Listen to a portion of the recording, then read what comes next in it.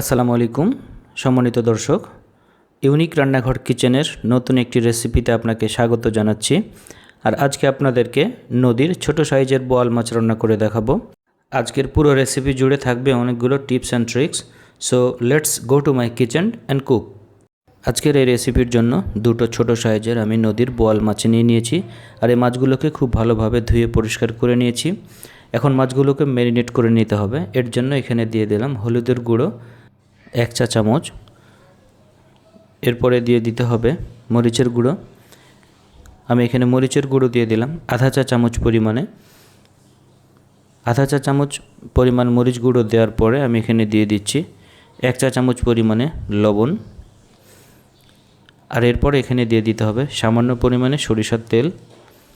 তেলটা ম্যারিনেট করে নেওয়ার সময় দেওয়া হলে মাছগুলো ম্যারিনেট করতে খুবই সুবিধা হয়, মাছের সঙ্গে মশলাগুলো খুব ভালোভাবে লেগে যায়।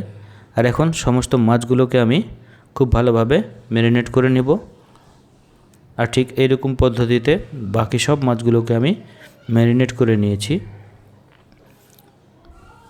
দেখতে পাচ্ছেন আমি কিভাবে মাছগুলোকে ম্যারিনেট করে নিলাম। আর এখন এগুলোকে রেস্টে রেখে দেবো প্রায় 10 থেকে 15 মিনিটের জন্য। এরপরে আমি এখানে একটি চুলোয় ফ্রাই প্যান বসিয়ে দিয়েছি।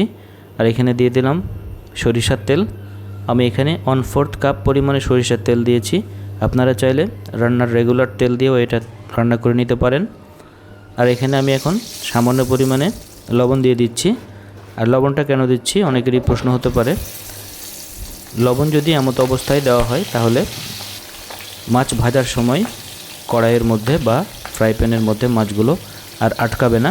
এর জন্য আমি এখানে একটু লবণ দিয়ে দিয়েছি। আর মাছগুলোকে একে একে আমি দিয়ে দিয়েছি। এখানে মাছগুলোকে আমি অনেক বেশি লাল করে ভাজবো না। আজকে মাছগুলোকে আমি প্রায় 30 থেকে 40 সেকেন্ডের মতো ভেজে নিয়েছি। আর মাছগুলো যখন একদিক ভাজা হয়ে যাবে তখন আমি অপর সাইডকে হালকা করে ভেজে নেওয়ার জন্য উল্টে দিচ্ছি। ঠিক একই রকমভাবে আমি সবগুলো মাছকে উল্টে দিলাম।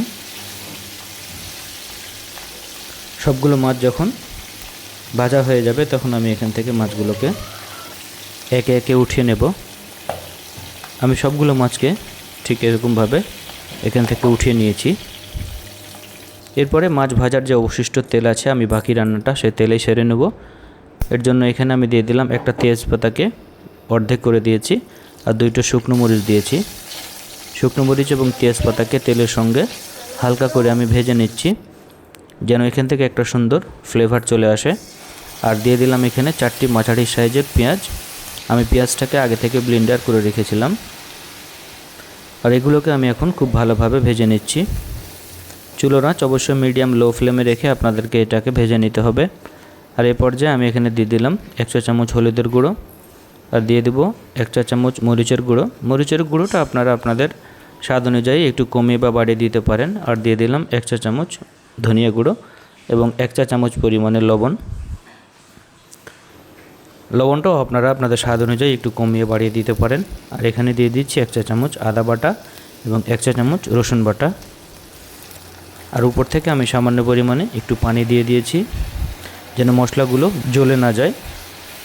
এখন সমস্ত মশলার উপকরণগুলোকে আমি খুব ভালোভাবে নেড়ে দিচ্ছি এবং এটাকে কষিয়ে নিচ্ছি।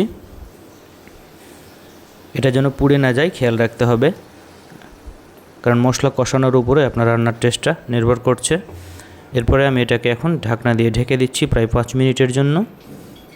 আর 5 মিনিট পরে আমরা এটাকে ঢাকনা খুলে দিচ্ছি। আর দেখতে পাচ্ছেন মশলা থেকে তেল ছেড়ে দিয়েছে, মানে মশলা কষানো আমার একদম হয়ে গিয়েছে। এখন আমি আগে থেকে যে কচু ধুয়ে পরিষ্কার করে রেখেছিলাম সেই কচুর মুখিগুলোকে দিয়ে দিলাম। এখন খুব ভালোভাবে এগুলোকে আমি মশলার সঙ্গে মিশিয়ে দিচ্ছি। এগুলো খুব ভালোভাবে কষিয়ে নিতে হবে। আর এগুলো যখন ভালোভাবে কষানো হয়ে যাবে তখন আমি এখানে এটাকে সেদ্ধ করার জন্য পরিমাণ মতো পানি দিয়ে দিচ্ছি। আর পানি দিয়ে খুব ভালোভাবে এটাকে আবারও মিশিয়ে দিতে হবে। আর এটাকে সেদ্ধ করে নেওয়ার জন্য আমি আবারও ঢাকনা দিয়ে ঢেকে দিচ্ছি প্রায় 5 মিনিটের জন্য। আর 5 মিনিট পরে আমি ঢাকনা খুলে দেখাচ্ছি এটা সেদ্ধ হয়েছে কিনা। আর দেখতে পাচ্ছেন এটা কিন্তু একদম সেদ্ধ হয়ে গেছে। আর আমি এটাকে অফ ক্যামেরায় প্রায় 10 থেকে 15 মিনিটের মতো সেদ্ধ করে নিয়েছি। আর এই পর্যায়ে আমি ভেজে রাখা মাছগুলোকে এখন একে একে এখানে দিয়ে দিচ্ছি। আর মাছগুলো দিয়ে দেওয়া হলে আমি এটাকে আলতো করে নেড়ে দিচ্ছি, মাছগুলো যেন ভেঙে না যায় খেয়াল রাখতে হবে। এরপরে এটাকে আবারও ঢাকনা দিয়ে ঢেকে দিচ্ছি প্রায় 5 মিনিটের জন্য। আর 5 মিনিট পরে আমি এখানে দিয়ে দিলাম একটা টমেটো কুচি। আমি টমেটোটাকে এরকম স্লাইস করে কেটে নিয়েছি। আর এরপরে এখানে দিয়ে দিলাম 6 থেকে 7টি কাঁচামরিচ। কাঁচামরিচটা আপনারা এখানে দেওয়ার চেষ্টা করবেন, কেননা এই সময় কাঁচামরিচ দিলে রান্নায় অনেক সুন্দর একটা ফ্লেভার আসে। আর সর্বশেষ আমি এখানে দিয়ে দিচ্ছি 1 চা চামচ জিরে গুঁড়ো। আর জিরে গুঁড়োটা দিয়ে আমি এটা খুব ভালোভাবে নেড়ে দিয়েছি। আর রান্না কিন্তু আমার এখন একদমই কমপ্লিট।